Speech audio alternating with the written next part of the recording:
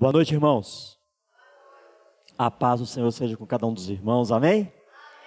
Glória a Deus. Meus queridos irmãos, antes de nós lermos o texto, e qual é o texto mesmo que nós estamos meditando aí nessa série de mensagens, Andando em Amor? Muito bom, 1 João, nós estamos em uma série de mensagens expositivas na carta do apóstolo João, primeira carta à igreja. Antes de partilharmos a porção dessa noite, eu quero compartilhar um sentimento que eu tenho, e que para a glória do nosso Senhor eu tenho aprendido, né? Eu já estou aqui na Igreja Presbiteriana do Eldorado há 18 anos. Há 18 anos eu caminho nesta comunidade, para a glória do meu Deus. Nesse período Deus tem me dado o privilégio de servi-lo em várias áreas, em vários cargos e funções. Nesse período eu fui presbítero por 2 mandatos. Atualmente sou um dos pastores da igreja, já tem alguns anos, né? Após a licenciatura, o seminário, já há alguns anos como pastor, pastoreando essa igreja. E uma coisa que eu tenho aprendido aos pés do Senhor, e que nós precisamos refletir seriamente: o que te move? O que te trouxe nessa noite, neste lugar? Eu aprendi uma resposta a essa pergunta, e uma resposta de extrema importância. Gratidão. Porque gratidão é fruto de uma ausência de cobrança. Nós somos gratos porque somos gratos. Quando alguém me dá algo, ele não depende da minha gratidão. Ele deu porque quis dar. Eu aprendi logo no início da minha caminhada que Deus não precisa de nada da minha parte. E tudo que eu faço, tudo que eu entrego, em tudo que eu me rendo a Ele, eu me rendo por gratidão ao meu Deus. Esta mesa é o símbolo do amor de Deus, um amor que eu não pedi, um amor que Ele quis derramar sobre a minha vida.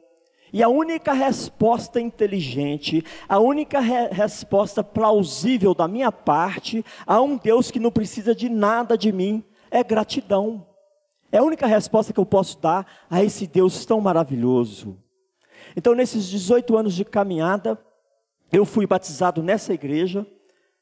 Tudo que eu faço, em tudo que eu me envolvo, tudo que eu me entrego, eu faço por gratidão ao meu Pai, ao meu Senhor. Porque Ele não precisa de nada. Se eu quiser fazer qualquer coisa com qualquer outra motivação, eu estou com a motivação errada. Eu te pergunto, qual é o tamanho da sua gratidão ao seu Deus? Qual é o tamanho da sua gratidão? O quanto você tem se envolvido no reino do seu Senhor, o quanto você tem se doado à causa de Cristo, o quanto você tem se envolvido com o seu irmão na fé. Qual é o tamanho da sua gratidão ao seu Deus? Eu me entrego, eu me envolvo, eu me relaciono, procuro desenvolver os dons e os talentos, não esperando nada em troca, porque tudo que eu precisava receber, eu já recebi, e eu faço por agradecer ao meu Senhor, e Ele é digno de toda gratidão. E essa gratidão começa na minha pontualidade, ao vir à casa do Senhor. Às vezes eu sou muito chato lá em casa, para não chegarmos atrasados no grupo familiar, na escola dominical, no culto, em qualquer outra atividade que é um culto a Deus, que é louvor ao nosso Deus. Porque Ele é digno de toda a minha gratidão, e essa minha gratidão se reflete na minha pontualidade, se reflete no meu envolvimento, se reflete na minha entrega. Um culto como esse, um culto de Santa Ceia, a expressão máxima de toda a gratidão que eu preciso ter ao meu Senhor. Olha para a igreja. Deveríamos ter pelo menos 300 pessoas aqui. Qual o tamanho da sua gratidão ao seu Deus? Percebe? Qual é a resposta que temos dado ao Senhor? Ele é digno do nosso amor, Ele é digno da nossa gratidão. E tomem essas palavras, esse testemunho, põe amor nas minhas palavras, e não se esqueça disso. A única coisa que você pode dar a Deus é a sua gratidão, e é essa gratidão que vai te mover a servi-lo com zelo, com excelência, em santidade. Essa é a mola secreta que nos propulsiona, que nos leva à ação. O quanto você é grato a Deus. O quanto você reconhece o amor de Deus na sua vida. E a única resposta é gratidão, meu Senhor. Gratidão ao meu Senhor. Amém, meus queridos? Então que nós possamos refletir nisso e termos uma vida de total entrega, porque o papai é digno de toda a nossa gratidão. Amém, irmãos? Glória a Deus. Então abra sua Bíblia em 1 João, capítulo 2, versos 18 a 29.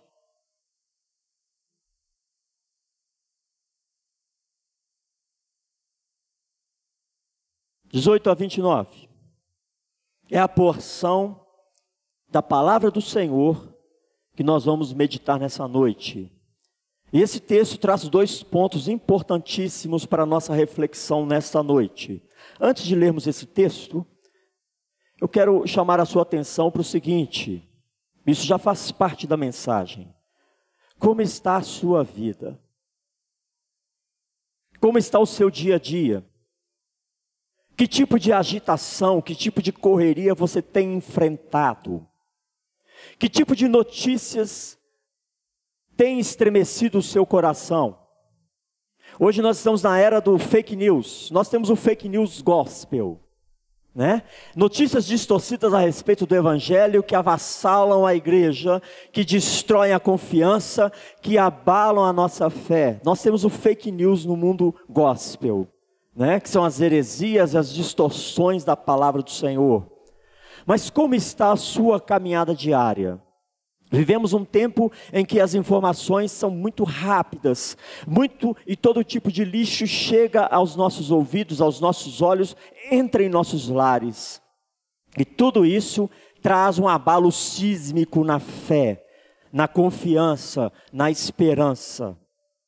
E é exatamente isso que essa igreja estava enfrentando. Um abalo sísmico na fé por causa de notícias distorcidas da fé, do Evangelho de Cristo. E é por esta causa que João escreve à igreja. Nós temos visto já uma série de domingos, a exposição desde o primeiro verso do capítulo 1, onde João está exortando, admoestando a igreja de forma firme, de forma clara, mas em amor. Porque a igreja estava sendo assolada por falsos ensinos, falsos mestres, que estavam distorcendo a notícia do Evangelho de Cristo, as boas novas da salvação. Como é que está o seu coração? Como é que está a sua mente?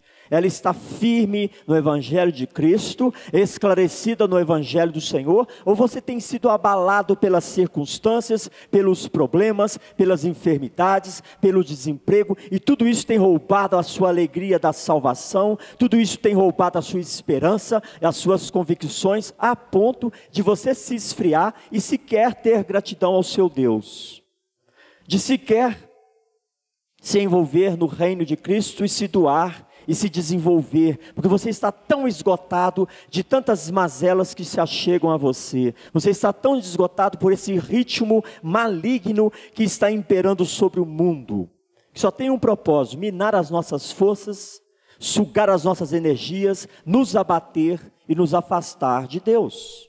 Só esse propósito. Esse é o propósito do maligno: roubar, matar e destruir. Nada além disso.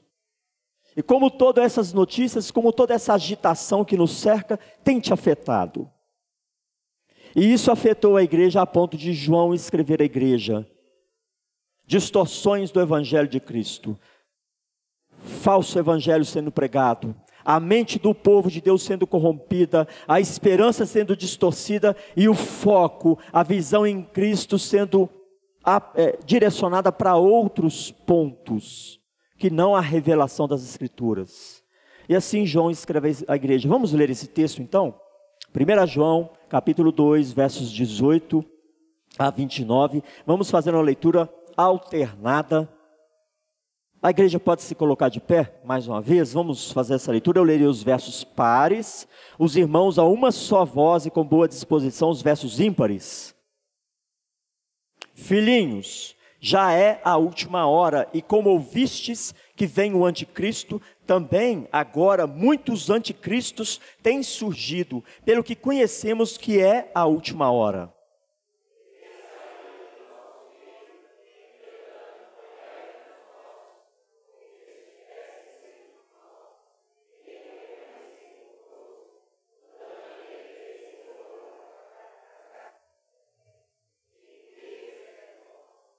E vós possuís unção que vem do Santo, e todos tendes conhecimento.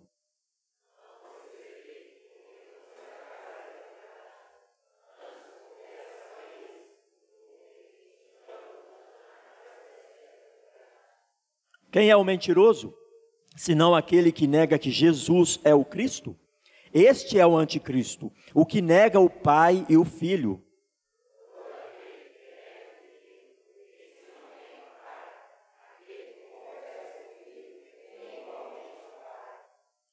Permaneça em vós o que ouvistes desde o princípio. Se em vós permanecer o que desde o princípio ouvistes, também permanecerei vós no Filho e no Pai.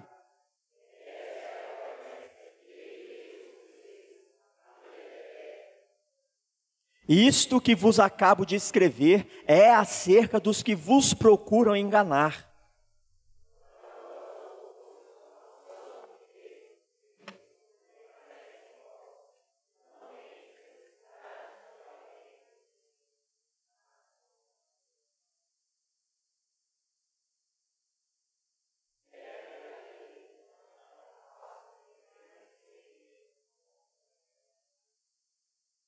Filhinhos, agora pois permanecei nele, para que quando ele se manifestar, tenhamos confiança e dele não nos afastemos envergonhados na sua vinda.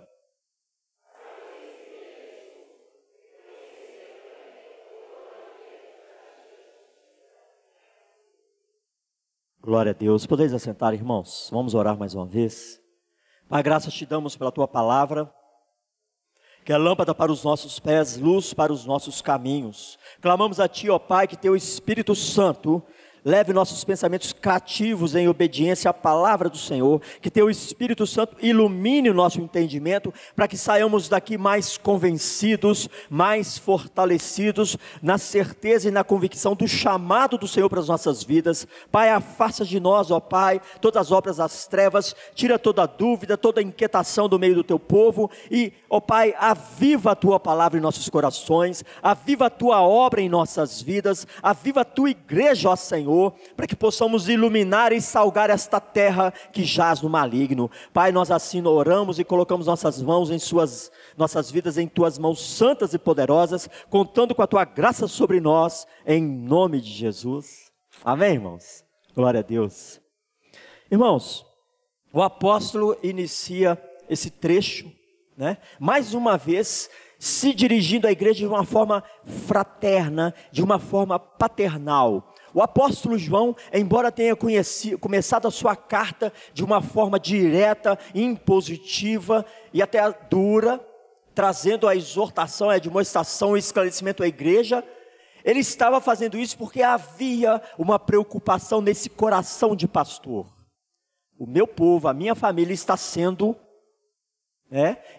tomada por heresias, está sendo afetada por falsos mestres. E quando a gente vê uma família sendo prejudicada, a gente toma dor, não toma? E João, como veste a camisa do reino de Cristo, ele vê as heresias tomando a igreja e ele escreve à igreja: abra os olhos, irmãos, veja o que está acontecendo, não se deixe levar por essas enganações do maligno, desses falsos mestres. E ele inicia sua carta já combatendo o principal ponto da fé evangélica: Jesus Cristo é Deus encarnado. E ele continua nesse ponto, embora com firmeza, mas em amor, ele continua expressando a vontade de Deus à igreja: filhinhos. E aqui ele trata do primeiro ponto nesse trecho, 2 pontos básicos. Ele trata sobre o anticristo, não o anticristo que o Apocalipse fala, aquele anticristo, aquela coisa enorme, gigantesca, o anticristo com a letra maiúscula, mas ele fala dos anticristos no geral. Filhinhos, já é a última hora. O que caracteriza a última hora? Nós estamos vivendo o tempo da última hora. E o que ele revela que característica a última hora, que estamos passando por esse tempo? O surgimento de anticristos, e não são poucos, são muitos. O verso 18, muitos anticristos têm surgido, pelo que conhecemos que é a última hora. Então, o fato que evidencia que estamos vivendo a última hora, últimos tempos, é o surgimento de muitos anticristos. Muitos falsos mestres. Aí você deve perguntar, o que é um anticristo? É um bicho feio? Um bicho papão? Não. O anticristo pode se apresentar como um anjo de luz. Jesus, quando estava no deserto, lembra da passagem? Jesus no deserto, jejuando, vem Satanás tentar a Jesus. O que ele oferece para Jesus? Alimento, segurança e poder. Não são coisas boas? Ele oferece isso. Muitas vezes o diabo vai oferecer para você alimento, segurança e poder, ou glória. Coisa boa. Quem não quer isso? O anticristo também oferece isso. E o que é um anticristo? Olha só o que ele diz. Verso 22. Quem é o anticristo? O que caracteriza um anticristo? O que torna uma pessoa, um sistema de governo, uma ideologia ou qualquer coisa anticristo? A Bíblia revela. Tudo que você precisa saber, Deus revela com clareza. Verso 22. Quem é o mentiroso, senão aquele que nega que Jesus é o Cristo?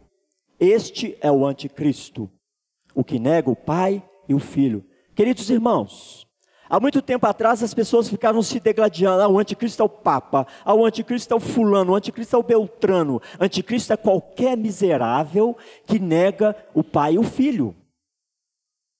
Esse é o anticristo. Qualquer pessoa que nega Jesus Cristo, esse é o anticristo. Qualquer sistema, qualquer ideologia, qualquer cultura que negue Jesus Cristo, isto é o anticristo. Está claro aqui. E ele está alertando a igreja, nós estamos na última hora, e o sinal evidente disso é que estão surgindo muitos anticristos. E quem é o anticristo? Aquele que nega o Pai e o Filho. Todo aquele que nega o Filho, esse não tem o Pai. Então toda ideologia, toda pessoa, toda cultura, qualquer coisa que negue a Jesus Cristo, está personificada. Isso aí é o anticristo. Seja uma pessoa, várias pessoas ou um sistema, o que seja, negou a Cristo, é o anticristo. Já ouviu aquela expressão, uma pulga na minha orelha? Já ouviu? Quem ouviu essa expressão? Levanta a mão assim. O que ela quer dizer? Que a gente ficou assim encafifado, fiquei com a dúvida. Eu quero colocar não uma pulga atrás da sua orelha, eu quero colocar uma bola de basquete atrás da sua orelha para você ficar com dúvida, para você ficar encafifado. Talvez hoje você tenha votado no anticristo. Já parou para pensar nisso? Talvez hoje você tenha votado no anticristo. Pessoas que negam a Jesus Cristo, que rejeitam a Bíblia, talvez você tenha votado no anticristo hoje e está aí de bobeira, não percebendo o que você está fazendo. Duro, né? Mas é o que a Bíblia revela. É o que a Bíblia ensina. E você, nós somos chamados à consciência, a andar na luz como o Pai está na luz. É disso que João está tratando. E João está dizendo, os anticristos estão aí se levantando contra Jesus, contra o seu evangelho, e muitos desses saíram de dentro da igreja. Verso 19, eles saíram de nosso meio, entretanto não era dos nossos. O anticristo também sai do meio do povo que se diz povo de Deus. Não está só no mundo, mas todo aquele que rejeita o evangelho de Cristo, todo aquele que nega Jesus como Senhor, é personificado o contra Cristo, o opositor de Jesus Cristo.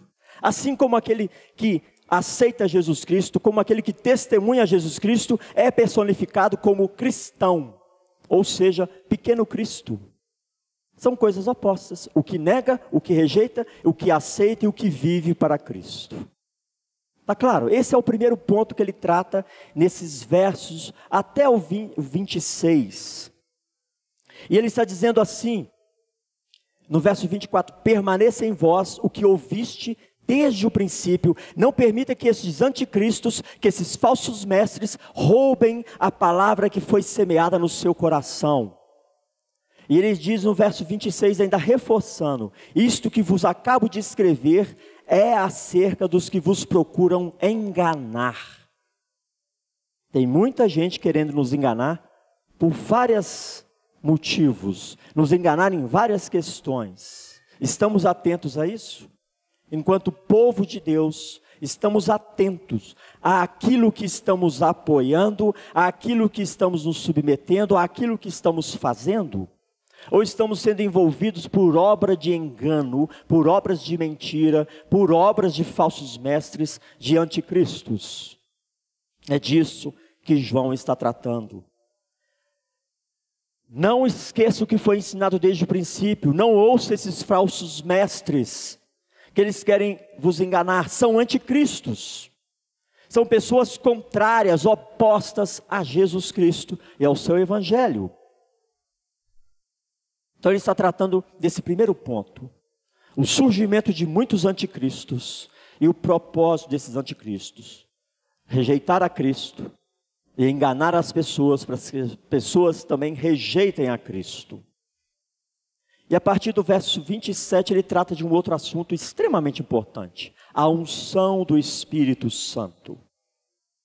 Quanto a vós outros, a unção que dele recebestes permanece em vós, e não tendes necessidade de que alguém vos ensine.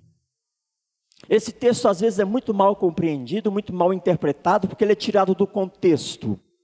E aí tem muita gente que fala assim, eu tenho o Espírito Santo, eu não preciso que ninguém me ensine nada, porque eu sou autodidata. É isso que João está dizendo? De jeito nenhum. Porque no verso 20 ele diz assim, e vós possuís unção que vem do Santo, e todos têm de conhecimento. Em toda a Bíblia, o Senhor revela que Deus dá dons espirituais aos homens, para que nós nos sirvamos mutuamente. E dentre esses dons, nós temos dom de profecias, dons de sabedoria, dom de mestres. São pessoas chamadas e escolhidas por Deus para ensinar o povo de Deus. Então não se trata disso. Eu não preciso de que ninguém me ensine. Não é isso que João está dizendo. O que ele está apontando é, você não precisa ser ensinado por esses falsos mestres, por esses anticristos. Verso 26, contexto anterior.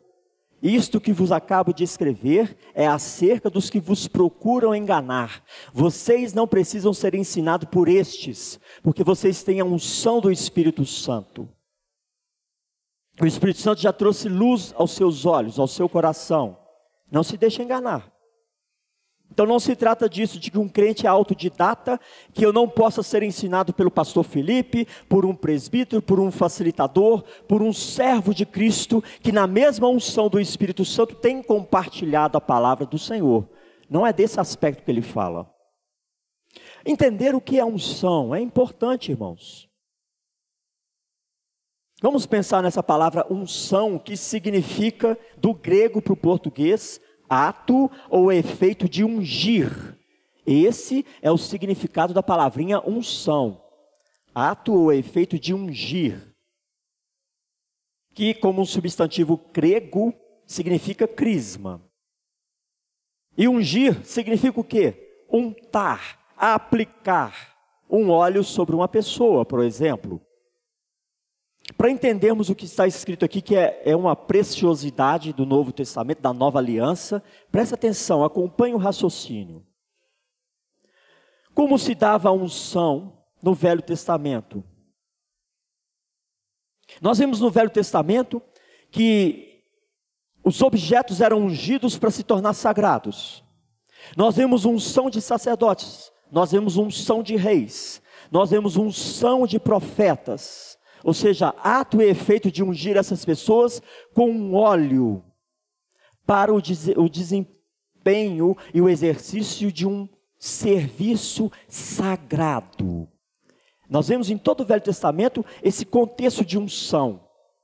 Então, quando Deus levantava um sacerdote, ele levantava um sacerdote para ungir objetos, outros sacerdotes, reis e profetas, para que eles desempenhassem um trabalho santo, um serviço sagrado para Deus. Esse é o contexto de unção no Velho Testamento.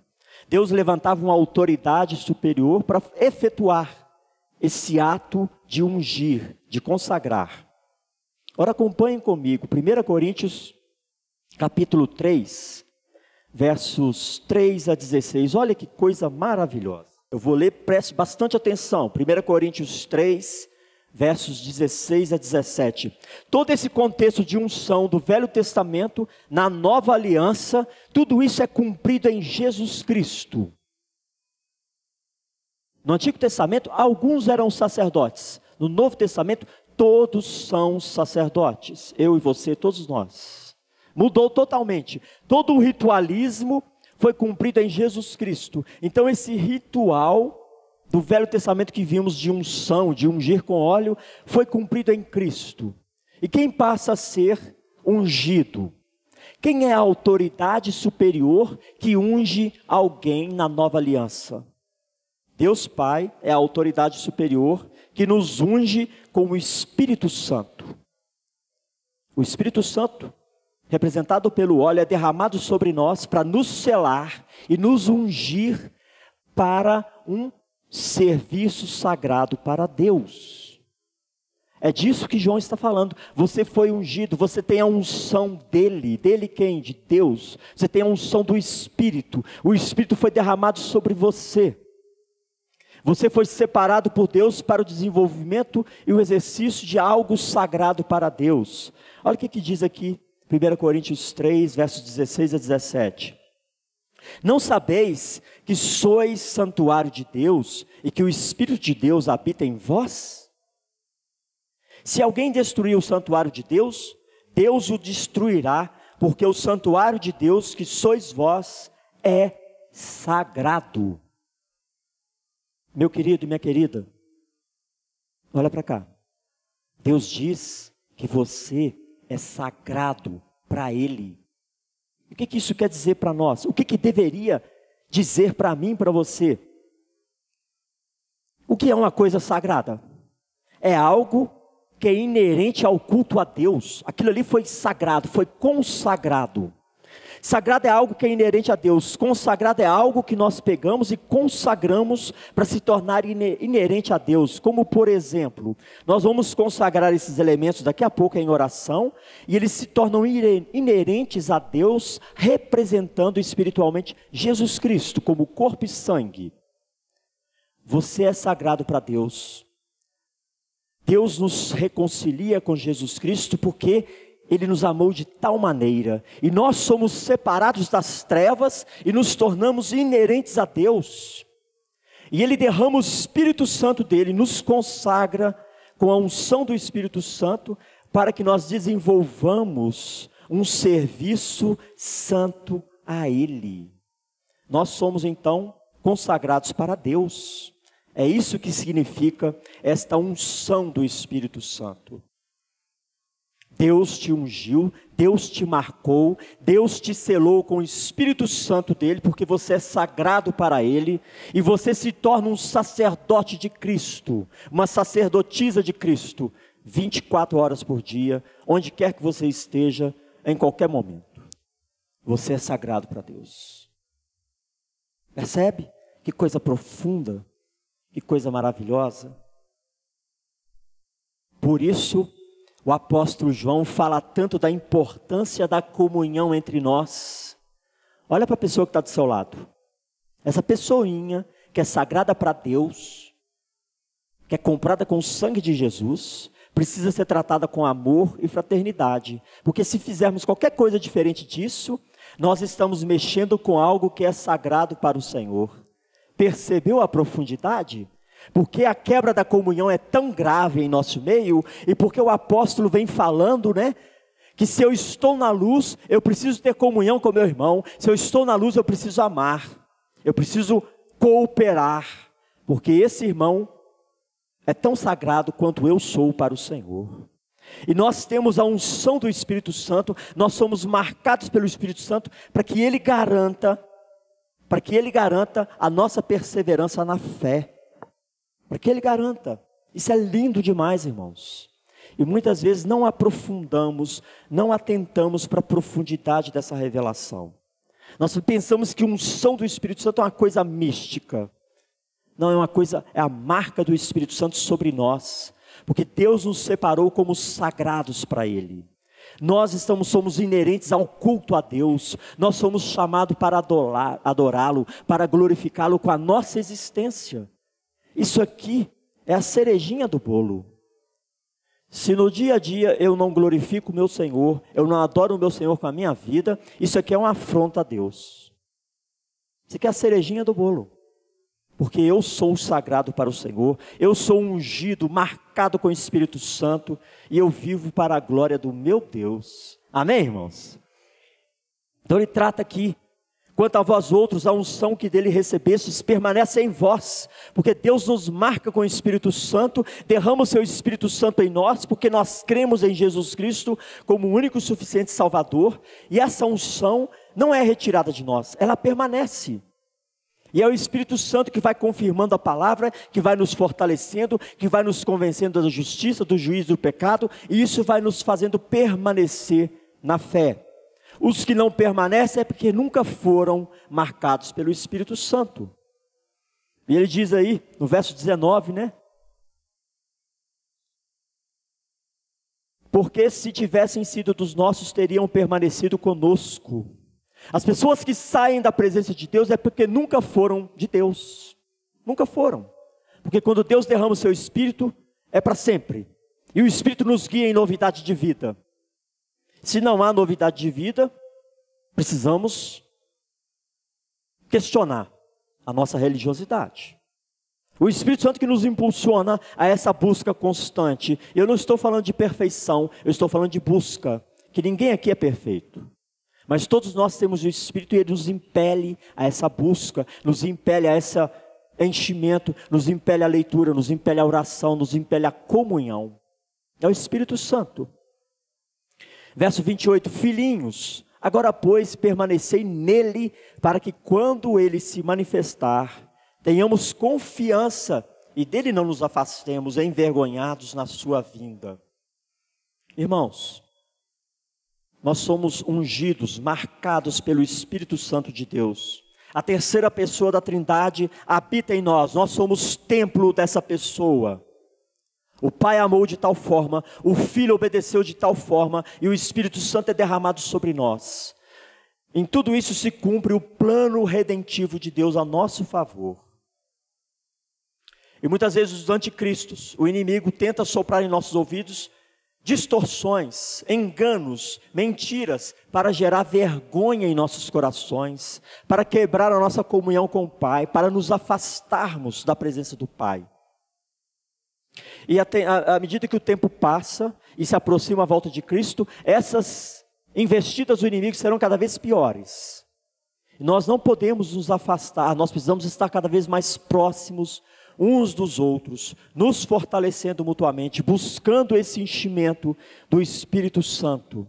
Embora sejamos ungidos, marcados pelo Espírito, nós precisamos continuamente buscar o enchimento do Espírito Santo, para que nós possamos caminhar, independente das circunstâncias, para que nós possamos cultivar a gratidão ao Senhor, independente das lutas, independente das afrontas do inimigo, para que nós possamos estar juntos, independente das falhas que cometemos uns aos outros, uns com os outros.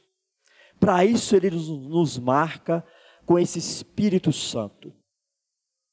E essa unção do Senhor vai nos ensinando, nós vamos compartilhando, nós vamos assimilando, nós vamos crescendo no conhecimento e na graça do nosso Senhor. Então, meus queridos, para concluir, nós precisamos perceber a grandiosidade dessa revelação e quanto Deus nos ama, o quanto somos sagrados para o Senhor, a ponto de recebermos o selo do Espírito Santo para nos conservar. E qual é a resposta que temos dado a tudo isso? A coisas tão inefáveis, tão maravilhosas, tão grandiosas que Deus tem feito por nós. Qual tem sido a nossa resposta? Será que temos nos deixado ser abatidos pelas dificuldades pessoais, familiares, políticas, sociais e o que quer que seja? Será que é isso que tem roubado o brilho da glória de Deus que reside em nós, por meio do Espírito Santo? Irmãos, o inimigo vai tentar nos intimidar de todas as formas, para que nós percamos a alegria da salvação, para que nós deixemos de iluminar a luz de Cristo. Ele vai nos intimidar, vai incomodar. Mas o Espírito Santo, que nos ungiu, que nos marcou, vai nos guiar em retidão, em santificação, em comunhão constante com o Pai e com os irmãos na fé. E o verso 29 ele diz: se sabeis que Ele é justo, reconhecei também que todo aquele que pratica a justiça é nascido dele. E assim nós vamos sendo justificados dia a dia por meio de Cristo Jesus. Assim nós somos qualificados, assim nós somos capacitados a andar em justiça, a andar em novidade de vida, a andar na luz, a andar em amor, como Deus é amor, como Deus está na luz. Amém, meus queridos? Feche seus olhos, vamos orar mais uma vez.